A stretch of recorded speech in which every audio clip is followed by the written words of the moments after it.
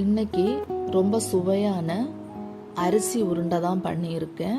இது எங்கள் ஊரில் கொத்தனுன்னு சொல்லுவாங்க. ரொம்ப சுவையாக இருக்கும். வாங்க இது எப்படி செய்யலான்னு உங்களுக்கு சொல்லித்தரேன். இது பழம் விரவி சாப்பிடும்போது இன்னும் ரொம்ப சுவையாக இருக்கும். உங்கள் வீட்டில் கண்டிப்பாக ட்ரை பண்ணி பாருங்கள். ஃபஸ்ட் டைம் நீங்கள் எங்கள் வீடியோ பார்க்குறீங்கன்னா மறக்காமல் சப்ஸ்கிரைப் பண்ணுங்கள். 2 டம்ளர் நம்ம சாப்பாடுக்கு எடுக்கிற அரிசி எடுத்திருக்கேன். இது நல்லா வாஷ் பண்ணிவிட்டு 2 தண்ணி நல்லா வாஷ் பண்ணிடுங்க. வாஷ் பண்ணி அந்த தண்ணியை ஃபில்டர் பண்ணிவிட்டு ஒரு கடாயில் அரிசி போட்டு நல்லா வறுத்தெடுத்துருங்க. இந்த மாதிரி நல்லா வறுத்துக்குங்க.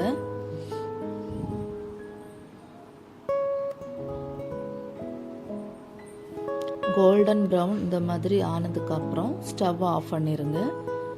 இதை ஆற வச்சிடலாம்.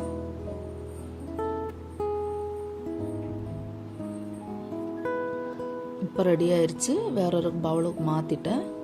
அதே கடாயில் ஒரு தேங்காய் ஃபுல்லாக எடுத்திருக்கேன். 2 டம்ளர் அரிசிக்கு ஒரு தேங்காய் ஃபுல்லாக எடுத்துருங்க.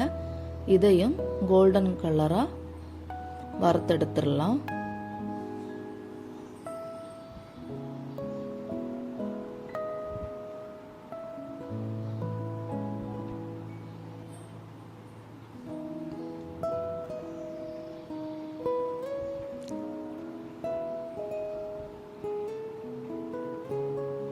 இந்த மாதிரி நல்லா வறுத்தெடுத்துருங்க.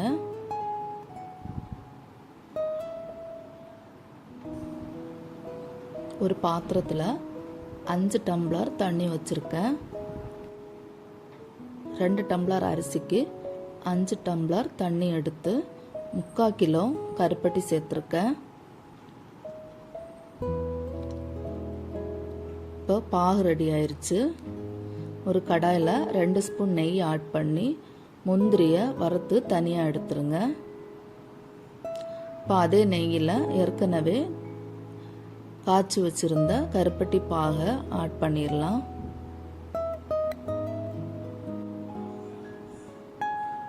மிக்ஸி ஜாரில் ஒரு 5 ஏலக்காய்,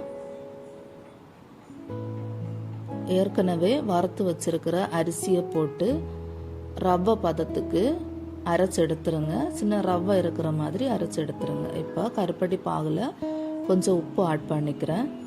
அதே மிக்ஸி ஜாரில் தேங்காவையும் முந்திரி பருப்பையும் சேர்த்து அரைச்சி எடுத்துருங்க. நீங்கள் தேங்காய் அரைக்காமல் இருந்தால் கூட பிரச்சனை கிடையாது. நான் அரைச்சி எடுத்துக்கிறேன். முந்திரி பருப்பை மட்டும் அரைச்சி சேர்த்துக்குங்க.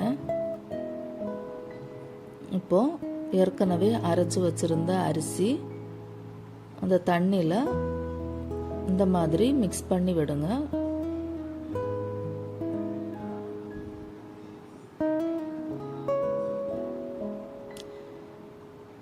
தேங்காய் முந்திரி பருப்பும் ஆட் பண்ணுங்க. ஆட் பண்ணி இதை நல்லா மிக்ஸ் பண்ணி விட்டுக்கலாம்.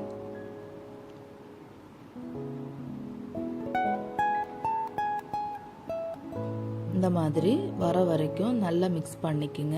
இப்போ ரெடி ஆயிடுச்சு. ஸ்டவ் ஆஃப் பண்ணிடலாம். அதை சின்ன சின்ன உருண்டைகளாக பிடிச்சு எடுத்துருங்க. எங்கள் வீடியோ உங்களுக்கு பிடிச்சிருந்ததுன்னா மறக்காமல் லைக் பண்ணுங்கள், ஷேர் பண்ணுங்கள், சப்ஸ்கிரைப் பண்ணுங்கள்.